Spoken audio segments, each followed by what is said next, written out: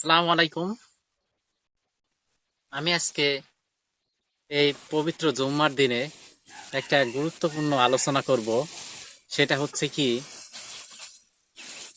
আপনার সামনে যে পবিত্র ঈদুল আজহা, এটা কিন্তু একটা গুরুত্বপূর্ণ একটা ঈদ আমাদের জন্য। আমাদের মুসলমানদের দুইটা হচ্ছে গুরুত্বপূর্ণ ঈদ। সেটার ভিতরে একটা হচ্ছে ঈদুল ফিতর আর ঈদুল আজহা। তা আমার হচ্ছে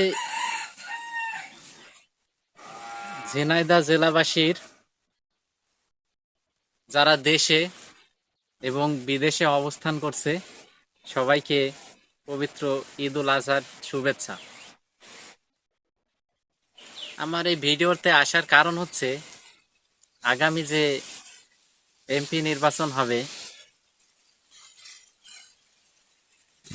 সেই এমপি নির্বাচনে যাতে অংশগ্রহণ করতে পারি, এটার জন্য আপনাদের দোয়া ও সমর্থন চাই। এটা দেশ ও দেশের বাহিরের সবাইকে আরেকবার ঈদুল আজহার শুভেচ্ছা ও অভিনন্দন।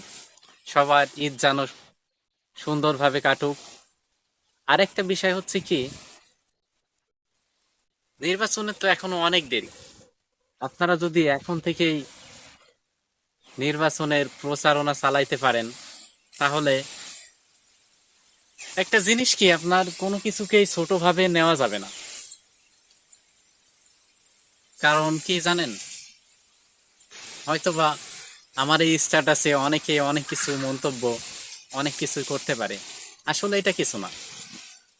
কারণ নির্বাচন করার ক্ষেত্রে আমার যে যত অ্যাবিলিটি লাগে সেটা কিন্তু আছে। এটার জন্য আমি এটা দিলাম। আর সামনে যে পবিত্র ঈদুল আজহা আছে, এটা সবাই সুষ্ঠুভাবে যাতে পালন করতে পারেন, এটা সবাই লক্ষ্য রাখবেন, যাতে কেউ কষ্ট না পায়। কারণ কোরবানি কিন্তু অনেকটা একটা ইয়ে। কারণ কোরবানি যারা দিবে তাদের অবশ্যই লক্ষ্য রাখতে হবে যে তারা যাতে সুষ্ঠুভাবে বন্টন করে। এই সুষ্ঠুভাবে বন্টনের জন্য কিন্তু সমস্যাটা বেশি হয়।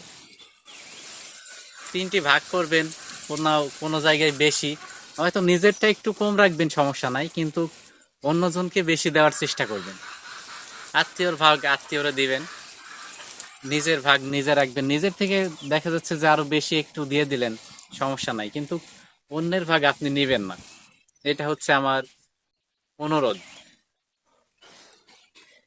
তো সবাইকে আরেকবার দেশ ও ঝিনাইদহ জেলাবাসী, দেশ ও দেশের বাহিরে অবস্থানরত সকলকে পবিত্র ঈদুল আজহার শুভেচ্ছা। আসসালামু আলাইকুম।